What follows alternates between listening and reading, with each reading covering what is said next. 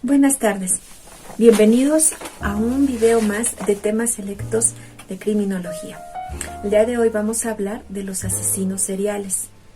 El tema de los asesinos múltiples es tan atrayente como complicado para su estudio. Hace décadas que la ciencia ha tratado de abordar esta temática desde diversas perspectivas como la biología, la psicología o la sociología, tratando de identificar los factores que expliquen su existencia. Desde la biología, el fenómeno se ha tratado con la intención de encontrar un fallo en el cerebro de estos individuos. Solo con un error en el funcionamiento de sus cerebros que los haga anormales podríamos concebir su maldad. La psicología, por su parte, ha seguido con la vía patológica, intentando, en este caso, identificar algún trastorno psicológico que diera explicación. Desde esta perspectiva, el asesino serial sería resuelto con un trastorno psicopatológico, en el que el aprendizaje, la educación, distorsiones cognitivas, conductas disruptivas o el desarrollo de personalidades anómalas explicarían cómo una persona puede llegar a convertirse en un asesino en serie. Por último, el enfoque sociológico ha tratado de contextualizar el fenómeno desde dos vertientes, la legal y la resocializadora. La primera se ocupa de la imputabilidad legal del asesino en serie, intentando responder a la pregunta de si está enfermo o debe tratarse con una intención curativa o paliativa en su defecto. Si no es así, la sociedad debe defenderse de ellos apartándolos. La clasificación que tenemos de los asesinos seriales atiende a tres factores o tres tipos de asesinos seriales. Primero, el asesino en serie, el asesino que mata a 3 o más víctimas de forma sucesiva y con periodos de enfriamiento entre ellas. La característica principal de esta tipología es la existencia de ese periodo de enfriamiento y de una individualización de los crímenes en cuanto a que cada víctima posee o puede verse como un estudio por separado en un momento y un lugar. El periodo de enfriamiento puede considerarse como un espacio temporal en el que el asesino no mata, aunque eso no quiere decir que no esté planeando seguir haciéndolo. Asesino en masa. Un asesino que mata a 4 o más víctimas en un mismo momento temporal y lugar. No existe periodo de enfriamiento porque los asesinatos se producen en forma sucesiva y con muy poco espacio de tiempo entre ellos. Y el asesino frenético, un asesino que mata a 2 o más víctimas en un periodo de tiempo consecutivo y en 2 o más lugares. El tiempo que transcurre entre un asesinato y otro no se debe a un periodo de enfriamiento, sino que es el tiempo que transcurre en encontrar una nueva víctima. Uno de los problemas a los que se enfrentan los estudiosos de este tema es la escasez de muestra a la que puede accederse, lo cual es, por otra parte, algo afortunado. Algunos estudios representativos sobre el fenómeno del asesinato serial son: gran parte de los asesinos declararon haber sido víctimas de abusos sexuales en la infancia. Un 57% de ellos no tenían historia de arrestos previos. El 93% de los asesinos mostró una planificación cuidadosa de sus crímenes utilizando la sorpresa o el engaño para aproximarse a sus víctimas. Respecto a la actividad sexual, la penetración oral y anal fueron más realizadas que la vaginal, lo que, en opinión de algunos autores, provee al agresor un mayor poder sobre la víctima. La estrangulación por ligaduras o manual fue la forma de muerte más usada, seguida del uso de armas de fuego o el apuñalamiento. Hickey en 2002 presenta un estudio de asesinos en serie que dio lugar a su modelo de control trauma. Para Hickey, convertirse en un asesino en serie implica una serie de predisposiciones biológicas, psicológicas y sociológicas de las cuales ya se habló previamente. Otro estudio que resulta interesante por el número de asesinos en serie utilizado en la realización del mismo lo encontramos con Maurice Goldwyn en el año 2000 y analiza 107 asesinos en serie en Estados Unidos responsables de 728 asesinatos. El 53% de los asesinos tenía entre 26 a 42 años. el 95% de ellos era hombre, y suelen matar mayoritariamente a víctimas desconocidas y sin ninguna relación con ellos. El 67% de los asesinos tenía empleo, bien por cuenta ajena o propia, en el momento de los asesinatos, lo que contradice la idea asumida de que estos depredadores están continuamente buscando víctimas día y noche. El 59% de los asesinos no tenía pareja en el momento del arresto. El 56% no había complementado la educación básica, lo que también desmonta la idea asumida de que los asesinos en serie suelen ser muy inteligentes. El 61% de los asesinatos que antecedían a estos crímenes también se veían acompañados por robo y asalto, y el 24% había sido encarcelado por crímenes violentos con anterioridad. El 54% de ellos suele atacar de forma súbita, usando las ligaduras y mordaza como forma de control más habitual. La forma de muerte más habitual o más utilizada es el apuñalamiento con cuchillo y la estrangulación tanto mecánica como manual. Bien, ahora veremos algunas categorías que se han realizado para poder diversificar el estudio de los asesinos en serie. Tenemos el asesino visionario. Es un psicótico que tiene alucinaciones auditivas que lo incitan a matar. El misionario se diferencia del visionario en que no tiene alucinaciones. Elabora una idea delirante en la que tiene la misión de acabar con determinado tipo de personas, prostitutas, drogadictos, vagabundos. Se cree un salvador, un redentor. Hedonista. Mata por el puro placer que le produce acabar con la vida de otra persona. Dominante. Mata por la sensación de poder que le produce tener en sus manos la vida y la muerte de una persona. Busca la sensación de poder y control. Fox y Levin, en un estudio del 2006, también se basan en la clasificación anterior para elaborar un nuevo estudio basado en los motivos del asesinato, en la motivación, y establecen distintos tipos de asesinos en serie. Los emocionales, estos asesinos se mueven por la sensación que experimentan, como el asesino sádico, que se excita con el dolor de la víctima, y el dominante, que necesita experimentar la sensación de dominación y control sobre la víctima. Los misionarios, que este tipo de asesinos creen que tienen una misión de cumplir con sus asesinatos. Y bueno, aquí habría dos subtipos, que es el reformista, que no tiene alucinaciones, y el visionario, que sí las tiene. Y el asesino por conveniencia, que son asesinos que consiguen un beneficio con sus víctimas.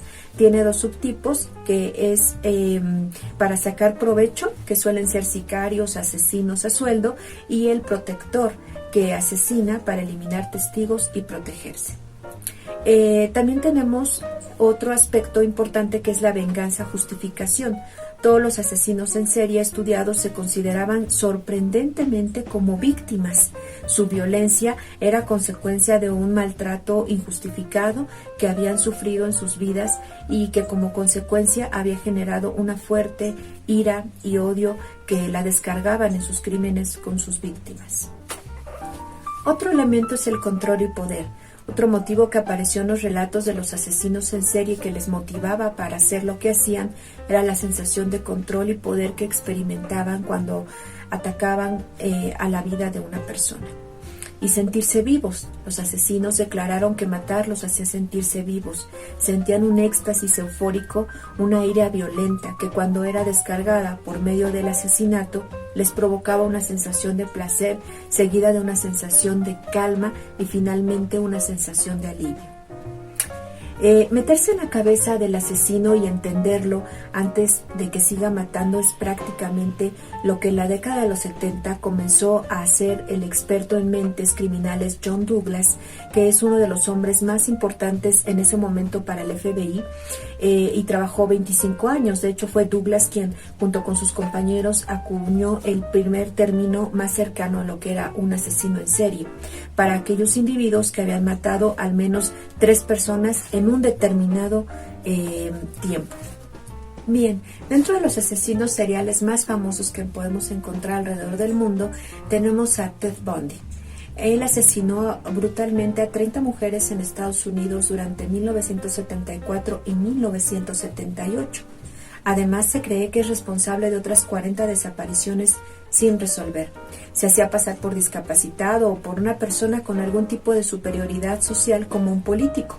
Una vez que las asesinaba, las violaba, torturaba y desmembraba, llegando a guardar restos de sus víctimas como la cabeza. Fue arrestado en 1979 y condenado a la silla eléctrica en 1989. El payaso asesino. John Wayne Gacy era un depredador sexual. En 1968 fue condenado a 10 años de prisión por asaltar sexualmente a 2 jóvenes, pero su buena conducta produjo que la sentencia bajara a 18 meses. Tras salir de la cárcel, se casó por segunda vez y en las fiestas vecinales se disfrazaba y se hacía llamar Pogo el payaso. Pero 6 años después de su salida de prisión fue arrestado por un supuesto secuestro. A raíz de las investigaciones se descubrió que John había asesinado a 33 personas que había enterrado en las proximidades de su casa, así como en un río anexo. Fue ejecutado en 1994. El carnicero de Milwaukee. Jeffrey Dahmer asesinó a 17 hombres y mujeres durante 13 años. Fue acusado además de necrofilia, desmembramiento y canibalismo. Algunas de sus víctimas escaparon, pero solo una consiguió llegar a la policía. Cuando los agentes llegaron al hogar de Dahmer, descubrieron una aterradora creación basada en restos de sus víctimas unidas entre sí. Charles Manson. Charles Manson fue un criminal sectario y músico aficionado estadounidense conocido por idear lo que se conoció como la familia Manson, un grupo de seguidores de Manson que surgió en el desierto de California a finales de los años de 1960. Andrei Chikatilo, apodado el carnicero de Rostov, el violador rojo o el violador de Rostov, él asesinó a 52 mujeres y niños entre 1978 y 1990. Su primer crimen fue una niña de 9 años con la cual Chikatilo descubrió que su placer sexual solo se activaba cuando apuñalaba y descuartizaba cuerpos de mujeres y niños. Rosamanta. De Manuel Blanco Rosamanta se decía que era un licántropo. En los propios documentos oficiales se apuntó como enfermedad clínica la licantropía clínica. Durante años asesinó a 9 personas, mujeres y niños. Cuando fue arrestado, alegó que una maldición lo poseía y se transformaba en un lobo que atacaba a sus víctimas. Se dice que de este hombre nace la leyenda del sacamantecas o el hombre del saco. El asesino del Zodíaco.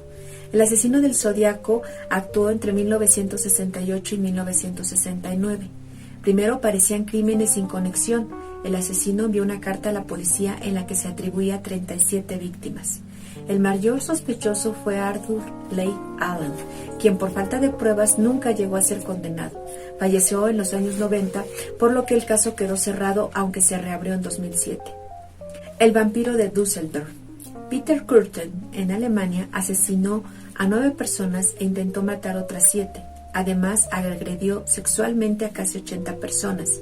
Violaba, apuñalaba y degollaba a sus víctimas, tanto mujeres como niños.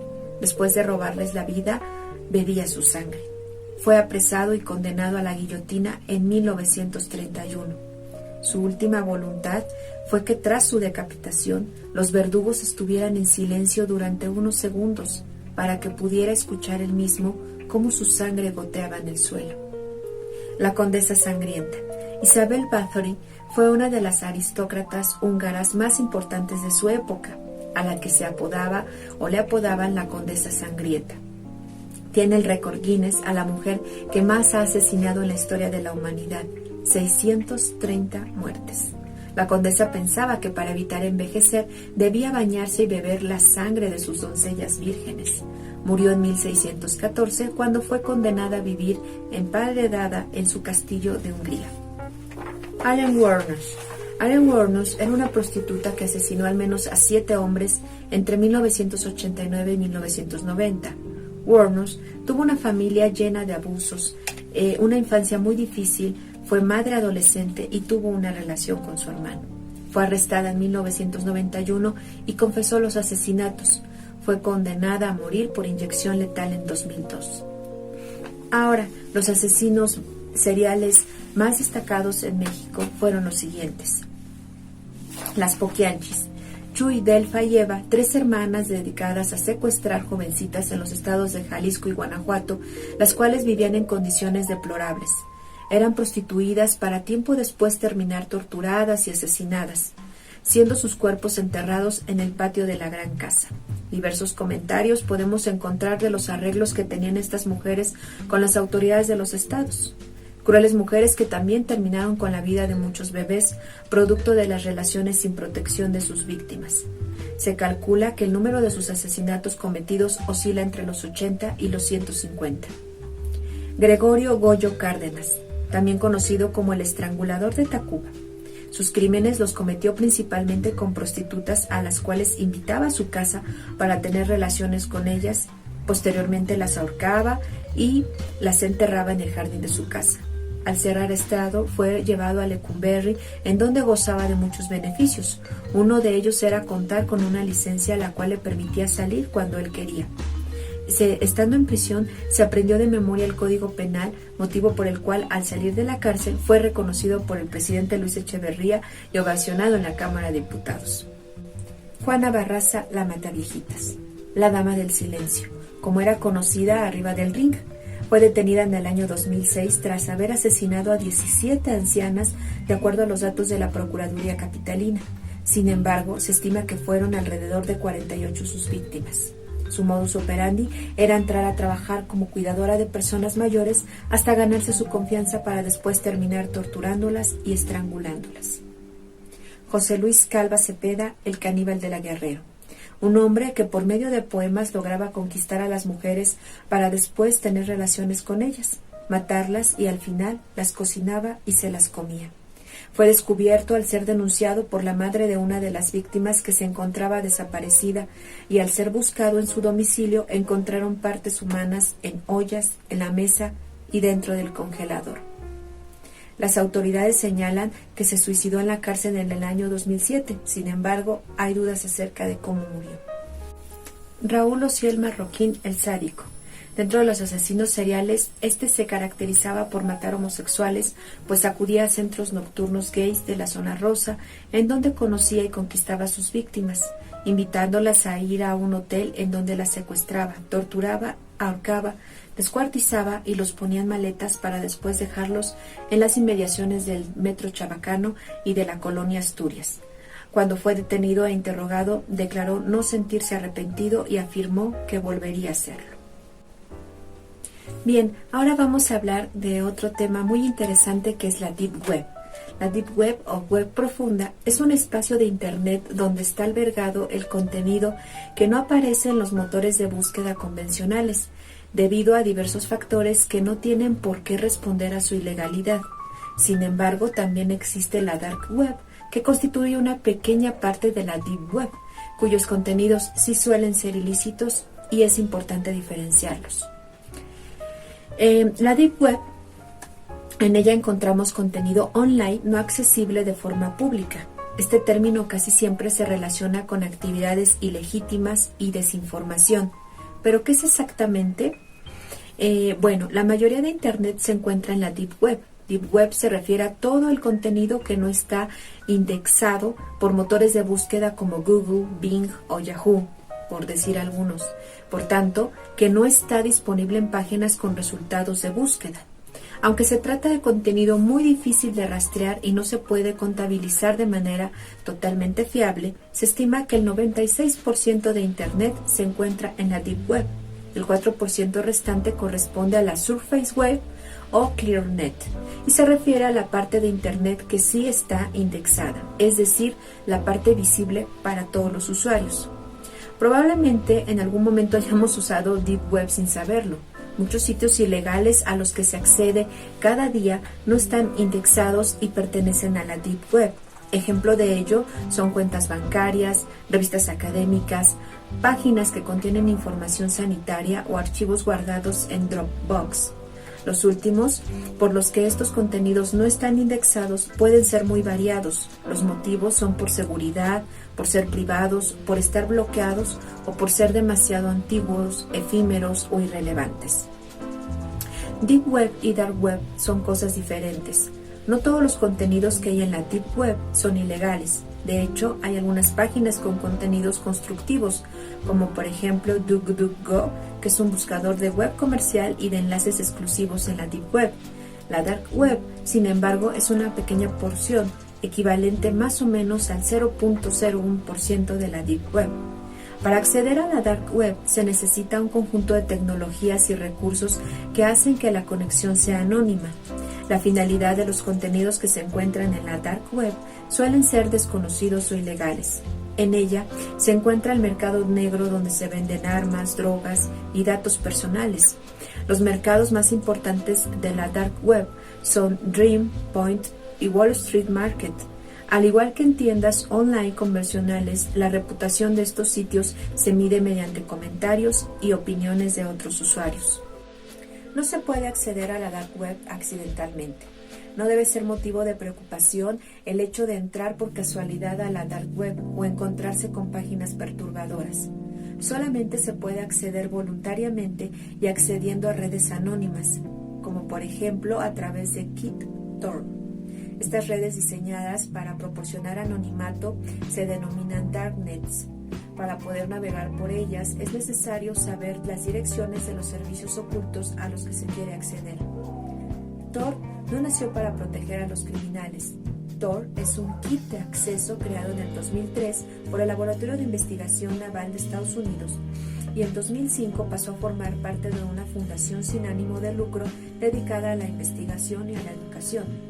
Tor nació con la finalidad de garantizar anonimato y privacidad a personas seguidas por regímenes dictatoriales. Sin embargo, tampoco se puede olvidar que algunas personas aprovechan esta herramienta para realizar actividades ilegales. Es decir, Tor es un kit que sirve para navegar de forma anónima y que sea buena o mala dependerá del uso que se haga de ella. Una vez conocidas las partes de Internet, es importante ser responsables y reflexivos al navegar por cualquier sitio.